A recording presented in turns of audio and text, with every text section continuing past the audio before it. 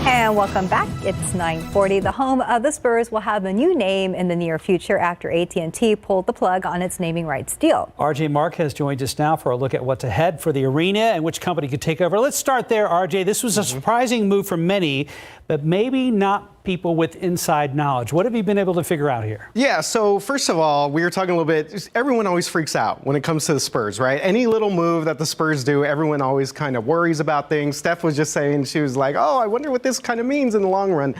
But short answer there, this is actually going to be pretty good. So after speaking with a few people after this was initially reported by Front Office Sports, it turns out that that AT&T was basically always on the seller's list. So they were part of the group of minority owner investors that was going to sell when the Spurs started to have discussions about bringing in Michael Dell and 6th Street. That was the other big move that has happened pretty recently. So it just happened to work out where they announced the Dell acquisition, and then this came out shortly afterwards. So the concerns about the Spurs leaving or instability in San Antonio, that's not really the case. In fact, I spoke with Dr. Richard Jensen with the College of Business at UTSA, and he basically told me that he expects the Spurs to get an even better deal in the future because AT&T's deal was on the low end of naming rights, around $2 million.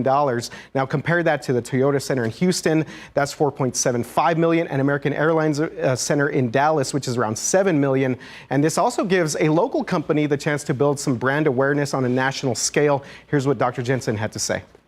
H-E-B expanding into places throughout Texas, not just here in San Antonio and Austin. USAA is another huge company.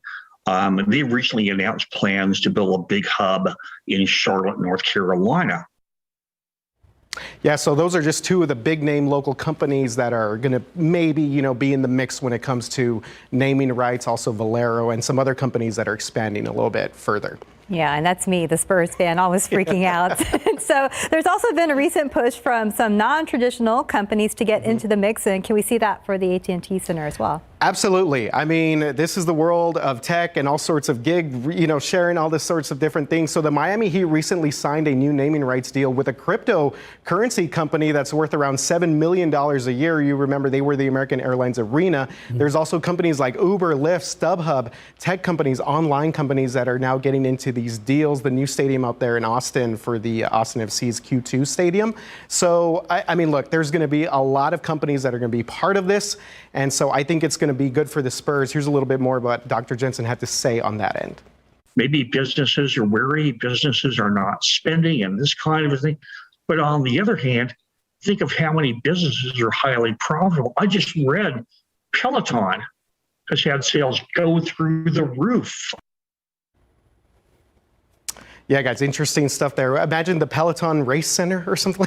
Wow. That'd be interesting. It's not impossible. So what's next for the Spurs, and when might we find out about a new arrangement for naming rights at the arena? Yeah, so I think the underlying thing here is that this relationship has been pretty good for both sides, between AT&T and the San Antonio Spurs SSC. And AT&T made an estimated $125 million from the original investment.